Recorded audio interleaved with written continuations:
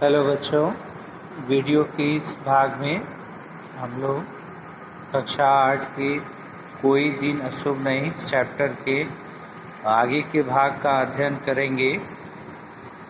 पीछे के वीडियो में हम लोग इसको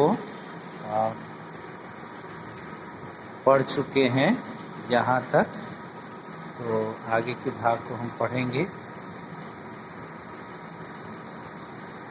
आइए पढ़ते हैं।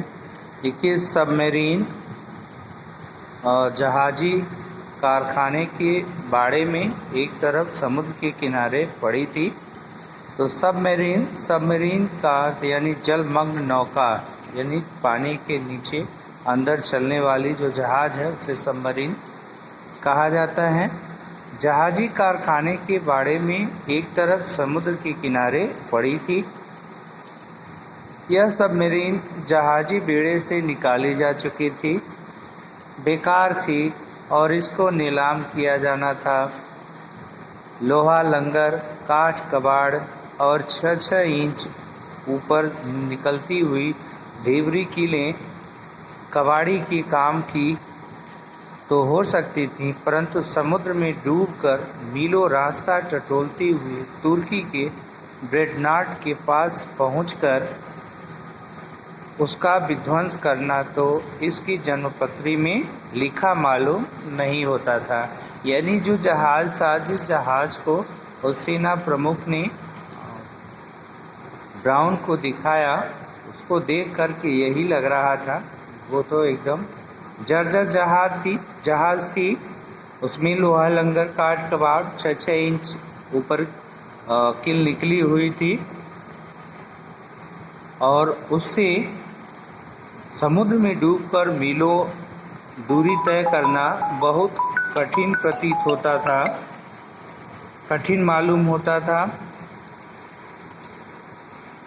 नीलाम के लिए पड़ी हुई नाम मात्र की सबमरीन को देखकर ब्राउन के चेहरे पर हवाइयाँ उड़ने लगी और नीलाम के लिए पड़ी हुई इस जहाज को देख करके और सबमरीन को देख करके ब्राउन के चेहरे पर हवाइयाँ उड़ने लगी। क्यों हवाइयाँ उड़ने लगी? क्योंकि उनको इसी जहाज से वहाँ भूमध्य सागर में तुर्की के जहाज का सामना करना था।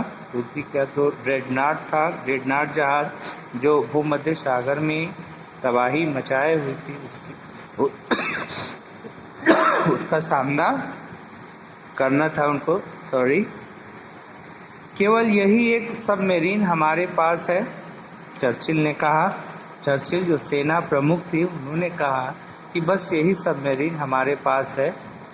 यह तो बिल्कुल खस्ता है, ब्राउन ने निराशा से कहा। ये तो बिल्कुल खस्ता है, यानी इसकी हालत तो एकदम जर्जर है। ब्राउन के मुंह से यह बात मातृभूमि क्या कहेगी? अपनी सशक्त संतान की पुरुषार्थ और कौशल को अपनी सहायता के लिए पुकार रही है वह। अब सेना प्रमुख ने ब्राउन के अंदर जोश भरने के लिए ये बातें कहीं कि ब्राउन के मुंह से यह बात मातृभूमि क्या कहेगी? अपनी सशक्त संतान के पुरुषार्थ और कौशल को अपनी सहायता के लिए पुकार रही है वह, यानी उनको प्रेरणा देने के लिए, इंस्पिरेशन देने के लिए इन बातों को उन्होंने कहा।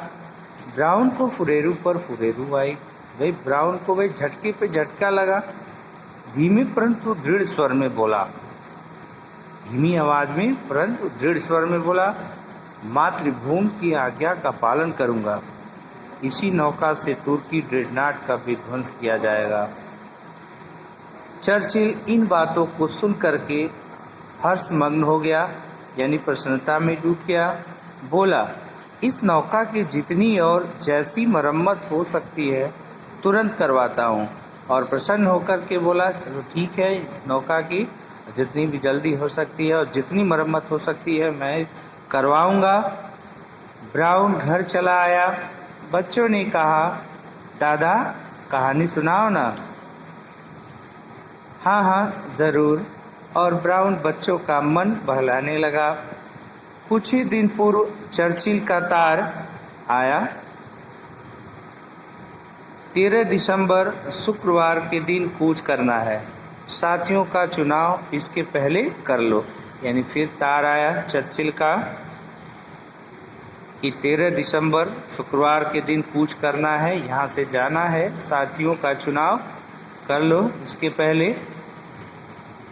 माँ और पत्नी घबरा गईं और इन बातों को सुन कर के माँ और पत्नी दोनों घबरा गईं। यह तो बहुत मनहूस दिन है, 13 तारीख और शुक्रवार का दिन, पूरा अशगुन, कोई और तारीख रखवा लो। घबरा कर कहती कि ये 13 तारीख और शुक्रवार का दिन तो बहुत मनहूस है हमारे लिए, तुम और कोई तारीख रखवा लो। ये ब्राउन की पत्नी और माँ ने कहा। बच्चे कह रहे थे, दादा तुम जा रहे हो, हमें कहानी कौन सुनाएगा।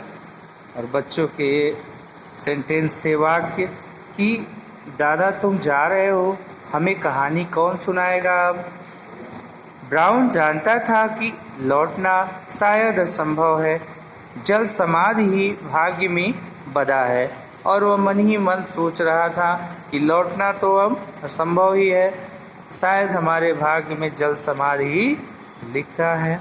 बड़ी मुश्किल से अपने को संयत करके इतना ही वह कह पाया, मातृभूमि की आज्ञा है, परमात्मा का सुमिरन करो, मनहूस दिन और तारीख कुछ नहीं कर सकते। और वह उन्हें रोता हुआ छोड़कर जल्दी से चला गया। 13 तारीख और शुक्रवार के दिन ब्राउन अपने 15-16 साथियों के साथ चल पड़ा। यानी उसी तारीख को, 13 तारीख दिन शुक्रवार को, वह अपने 15-16 साथियों के साथ कूच कर गया। पूरे उत्साह के साथ उन सभी ने अपना राष्ट्रीय गीत गाया और मनहूसियत की छाप को पोंछ डाला। भूमध्य सागर के एक स्थान पर अंग्रेजी और अमेरिकी जहाजी बेड़ा था। वहां तक ब्राउन की सबमरीन बिना किसी संकट के पहुंच गई। यानी ब्राउन अपनी टुकड़ी के साथ जो है अंग्रेजी उस जहाज के पास बिना किसी अवरोध के पहुंच गए। तुर्की के दर्रा दानियाल के पीछे वाले समुद्र में तुर्की का वह ड्रेडनॉट उपद्रव करने के बाद जा छिपता था। यानी वह जहाज उपद्रव करने के बाद, विध्वंस करने के बाद वहीं जा कर के छुप जाता था। कहाँ? तुर्की के दर्रे में, दानियाल के पीछे वाले समुद्र में वह वहीं पर जाकर छिप जाता था। वहाँ ब्राउन को पहुँचना था, ब्राउन को वही उस जहाज को ध्वस्त करना था, तो ब्राउन को वहाँ पर पहुँचना था। अपने मित्र जहाजी बेड़े से विदा लेकर ब्राउन तुर्की के दर्रा दानियाल की ओर बढ़ा।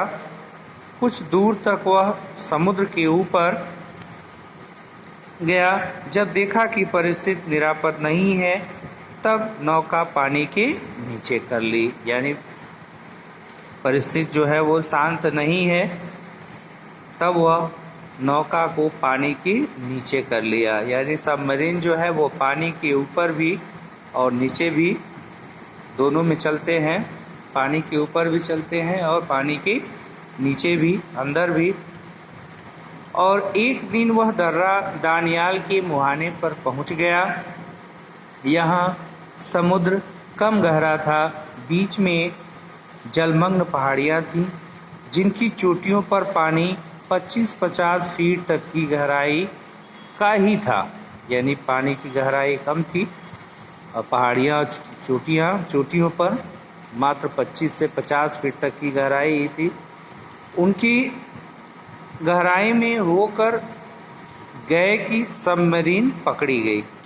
उतनी गहराई में गए तो मतलब सबमरीन पकड़ी गई। हलचल देखते ही उन पर हमला हो जाता। इसकी वजह से ब्राउन सावधानी के साथ इन पहाड़ियों की तली यानी तली में, पानी के एकदम नीचे सतह पे जा कर के चक्कर काटता हुआ दर्रा दानियल के ठीक मुहाने पर पहुंच गया। यानी सीधे न जा कर के चक्कर काटते हुए धीरे धीरे उसके मुहाने पर पहुंच गया। यहाँ सुरंगों के तारों का जाल फैला, जहाँ सुरंगों के तारों का जाल फैला हुआ था और सबमरीन के ऊपरी ढिवरिया के कसे लोहे में लंबे लंबे कीले लगे हुए थे।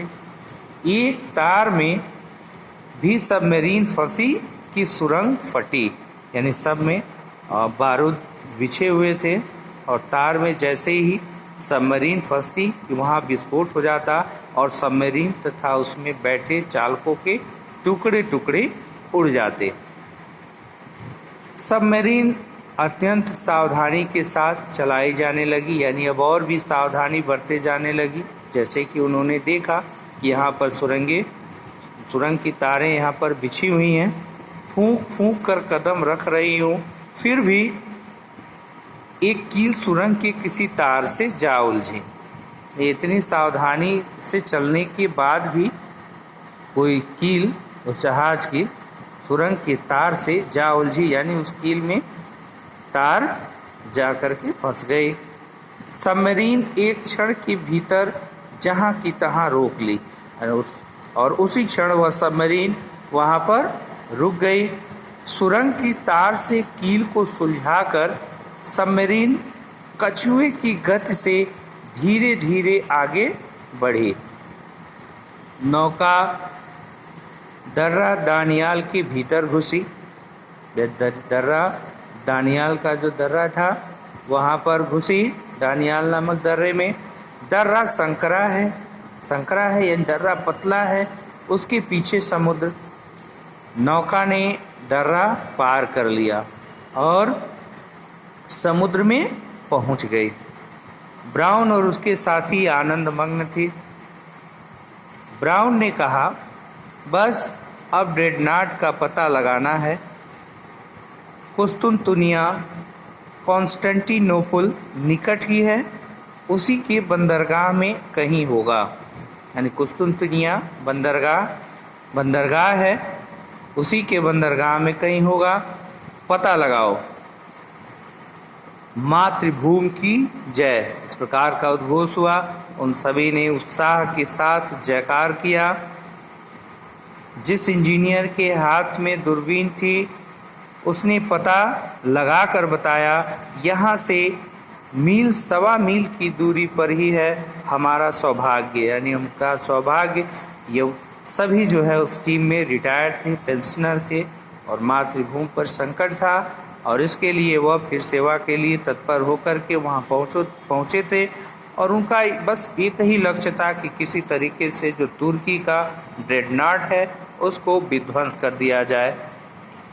ब्राउन ने भी देखा तुर्की का वह ड्रेडनॉट राजधानी की बंदरगाह पर स्थिर था, झंडा लहरा रहा था, उसकी बड़ी बड़ी तोपें गोले उगलने के लिए तत्पर दिखलाई पड़ रही थी। ब्राउन ने अपनी सबमरीन का मोर्चा ठीक किया, टारपीडो जल पर चलाया जाने वाला विस्फोटक गोला संभाला। टारपीडो क्या होता है? जल पर चलाया जाने वाला विस्फोटक गोला होता है जो सबमरीन से फायर किया जाता है। संभाला और आदेश दिया, दागो। सबमरीन समुद्र की सतह पर आई। इंजीनियर ने उसके सिर पर टारपीडो गोला छोड़ा, भीतर बिजली का बटन दबा। टारपीडो तीव्र गति से उस ड्रेडनॉट की सीध में छूटा। यह सब थोड़े से सेकंडों में ही हो गया। सबमरीन सतह पर आई। ड्रेडनॉट के दूरबीन वाले ने उसे देख लिया, यानी जैसे ही सबमरीन सतह पर आई तो उस ड्रेडनॉट के दूरबीन वाले ने, जो इंजीनियर था, देख रहा था, उसको देख लिया और परख लिया था कि सबमरीन किसी शत्रु की ही है। ड्रेडनॉट की तोप ने एक गोला छोड़ा और उसी समय उस ड्रेडनॉट से भी एक गोला छूटा।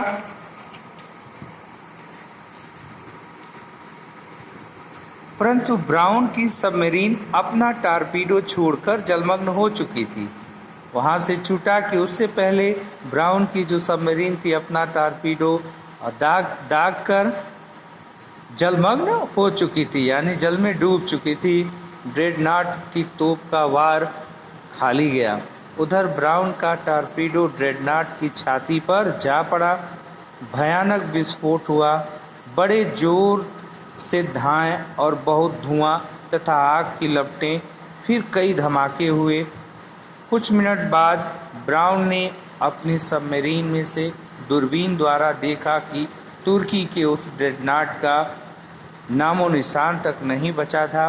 ब्राउन और उसके साथियों ने हर्षमग्न होकर अपना राष्ट्रीय गीत गाया, क्योंकि हर्षमग्न हो गए यानी प्रसन्नता में डूब गए, क्योंकि उनका जो लक्ष्य था वो हासिल कर लिया था उन लोगों ने, जिसके लिए सेना प्रमुख विंस्टन चर्चिल ने उन्हें बुलाया था।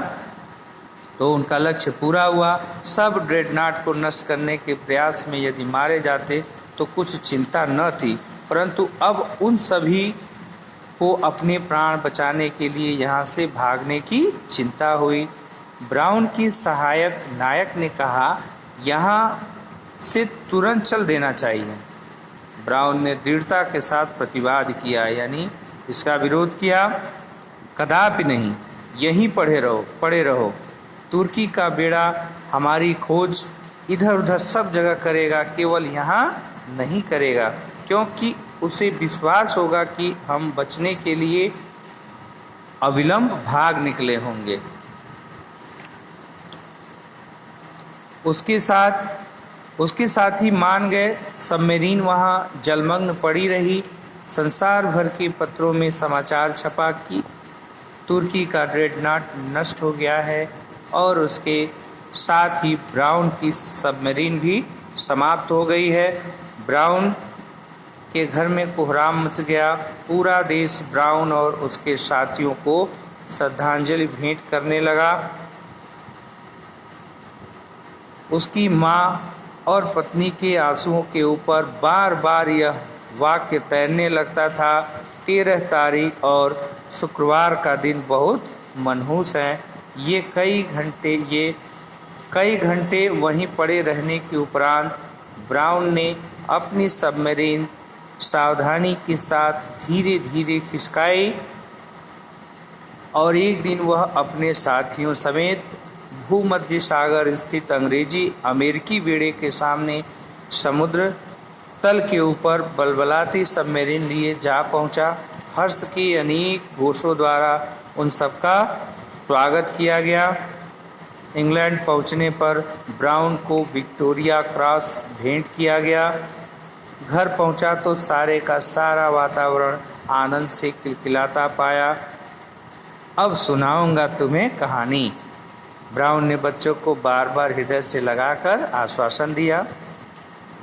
उसकी माँ बोली, इन्हें यह समझाना कि 13 तारीख और शुक्रवार का दिन या परमात्मा का रचा कोई भी दिन पराक्रमी के लिए मनहूस नहीं होता।